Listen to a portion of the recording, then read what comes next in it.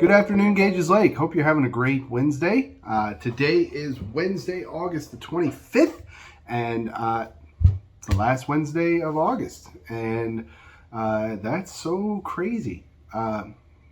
Just wanted to give you an update. Tonight at 6:30, we need all Awana workers. If you're planning on helping in Awana this year, please be here tonight at 6:30. There are some things we want to go over with you in preparation for our Awana year. Our first night of Awana is actually 2 weeks away from tonight. That is September the 8th. It's Wednesday after Labor Day. We want to meet with everyone tonight to just go over some details, some information about protocols and things of that nature. So please, any Awana worker, if you've signed up and you're volunteering to help, please be here tonight at 6:30. It's that way we can get you all the information that you need. If you're joining us and you're not necessarily an Awana worker, but your kids come to Awana, our registration is open on our website. We're doing all registrations digital this year, so you can just go to our website, gagesbible.org, and you can find the Awana tab, and there is the registration form. You can fill that out. That way we have all the information done ahead of time as we register for the year. We're excited that our fall programs are starting up, and next week, men's prayer, next Saturday, not this Saturday, but next Saturday, ladies event, prayer events are going to be starting. Small groups are going to be starting. Defending your faith. We've got all these activities coming your way. And we want to get people plugged in different areas. Don't forget the ministry sign-up sheet. If you haven't filled that out, and you've told me, I want to help, but I haven't gotten that piece of paper from you. I have the brain of a goldfish. I just don't remember. If you could just fill that out and turn it in, that would be so helpful. I just wanted to say a special thank you once again to those who have given cards and messages and gifts for us and our family. My grandfather is doing remarkably well. He's getting stronger each day. He's at home now, back in his house, and my youngest brother's been there to help him with moving around and stuff. And he obviously has a long road ahead of him, but he is eager to get up and to start moving and stuff. So thank you so much for your continued prayers for him, as well as my mom and family and her sisters, and they're all managing together. We'll be heading down in the middle of September for my grandmother's funeral, but we're thankful that God answered her prayer, or our prayers for her in one way, and he answered our prayers for my grandfather in a different way. And in both of those, God be praised. So, but thank you so much for your ongoing messages and words of thoughtfulness that you've given to my family, cards and things. So thank you so much.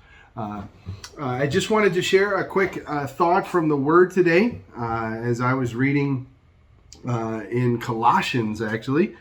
Colossians chapter number 1, and I came across something that I thought was just a great thought for me today. In Colossians chapter 1, verse number 15 is where I'm really wanting to get to, but because 15 starts with a pronoun, I wanted to go back a little bit just to figure out, when you see a pronoun like he, then you're like, who is that talking about?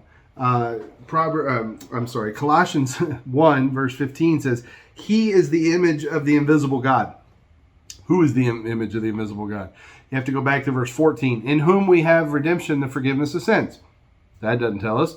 Let's go back to verse 13. He has delivered us from the domain of darkness and transferred us to the kingdom of his beloved Son, in whom we have redemption, the forgiveness of sins. He is the image of the invisible God, the firstborn of all creation. So the he is referencing the beloved Son. And of course, we all know that's talking about Jesus Christ. Jesus Christ, the image, the visual representation of the invisible God. That God is a spirit and God is invisible. And Christ becomes like that image, that visibility, the image of God. He is, and Paul says, he is the firstborn of all creation. Now, some have taken that to mean that Christ was created first and then like Christ is not a created being. And I will show you from this that he is God, and he is fully before all things. Like, I'll just keep reading. Like, the Bible says it so much better than I do. The firstborn of all creation, for by him all things were created, in heaven and on earth, visible and invisible, whether thrones or dominions or rulers or authorities. All things were created through him and for him. And he is before all things, and in him all things hold together. Well, what do you mean by firstborn of all creation then? Does that mean he was created and then he created everything else? No. Firstborn means the place of authority, the place of prominence, the one who received. You look through the Bible, you have the firstborn is the one that receives the blessing, the one that receives the inheritance. Like he is the one. But then it says he created all, like he is before all things. Before Jesus was born in a manger, before he was that baby in a manger that we celebrate at Christmas, he existed. This section is sometimes called the preeminence of Christ. And he is above, and then Paul lists all things, heaven, earth, visible, invisible. All things are created through him. All things are created for him. He's before all those things, and in him all those things hold together. Like the very nature of earth, the very nature of our existence, the very nature of the universe is held together by Jesus Christ. He is before all of those things. And then it says, and he's the head of the body, the church. He's the beginning.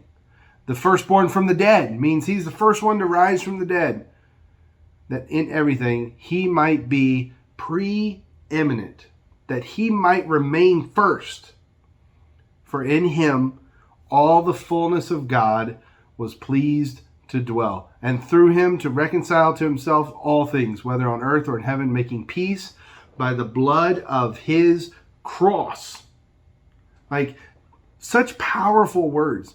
In him all the fullness of God was pleased to. This is such a radical teaching to the Jewish people who would say that God is God and man is not God, and so he is so far above. And Paul launches into this statement about how Christ is above and all these things, like he created all these things, and then he says, "And the fullness of God dwelled in him," like he is fully God.